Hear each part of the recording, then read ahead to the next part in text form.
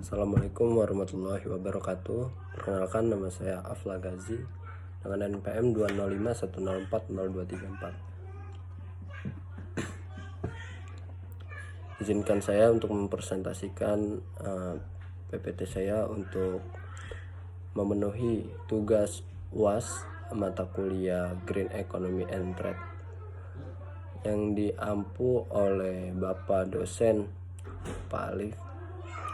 Saya di sini mengangkat tema dengan sumber daya alam yang tidak dapat diperbarui. Sumber daya alam yang tidak dapat diperbarui adalah sumber daya alam yang sangat sulit dihasilkan kembali setelah digunakan.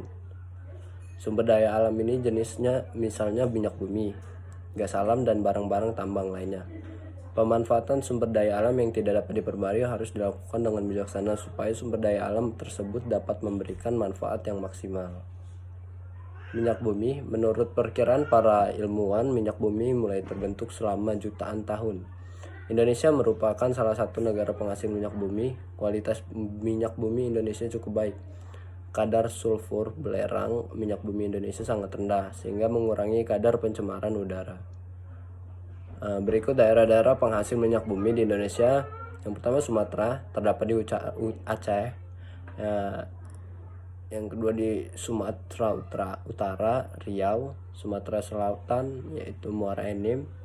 Yang kedua di Pulau Jawa di Wonokromo, Jawa Timur, Cepu, Jawa Tengah, dan di Jatibarang itu Jawa Barat. Sedangkan di Pulau Kalimantan terdapat di Balikpapan, Pulau Tarakan, Pulau Bunyu, dan Sungai Mahakam, Kalimantan Timur.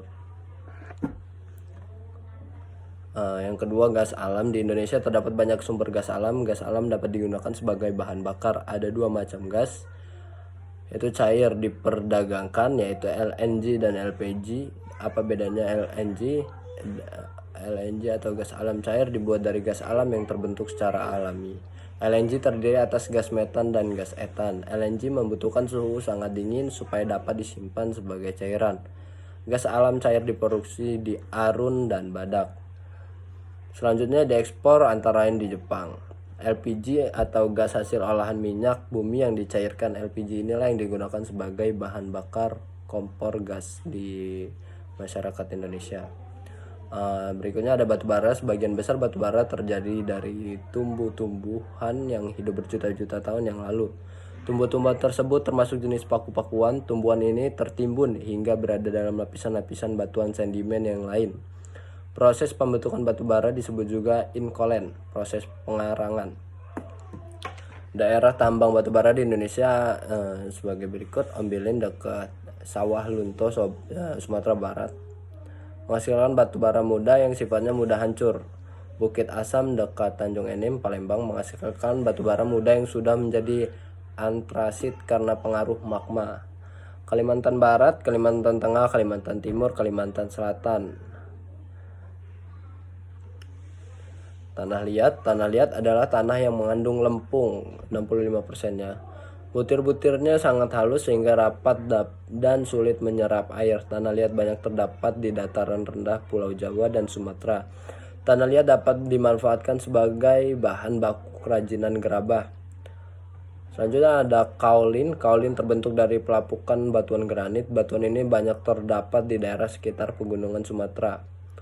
Kaolin banyak dipakai sebagai bahan pengisi atau filter, pelapis kotor, barang-barang tahan api, dan isolator. Kaolin juga dipakai pada proses pembuatan keramik, obat melapisi kertas sebagai bahan tambahan makanan, odol sebagai bahan menyebarkan sinar di bola lampu pijar agar berwarna putih, serta sebagai bahan kosmetik. Selanjutnya ada gamping atau batu kapur. Batu kapur terbentuk dari pelapukan sarang binatang karang. Potensi batu kapur di Indonesia sangat besar dan tersebar hampir merata di seluruh kepulauan Indonesia.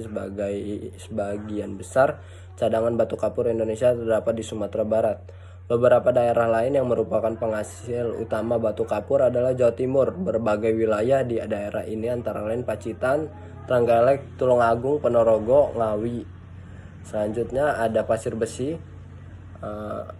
pasir besi adalah bantuan pasir yang banyak mengandung zat besinya. Pasir besi banyak terdapat di pantai Cilacap, Jawa Tengah.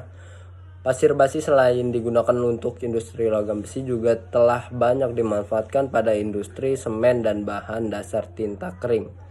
Pada mesin fotokopi dan tinta laser, bahan utama untuk tinta kaset, pewarna serta campuran untuk cat, bahan dasar untuk industri magnet permanen. Selanjutnya itu ada marmer atau batu pualam, batu kapur yang telah berubah bentuk dan rupanya sehingga merupakan batuan yang sangat indah setelah digosok dan dilicinkan.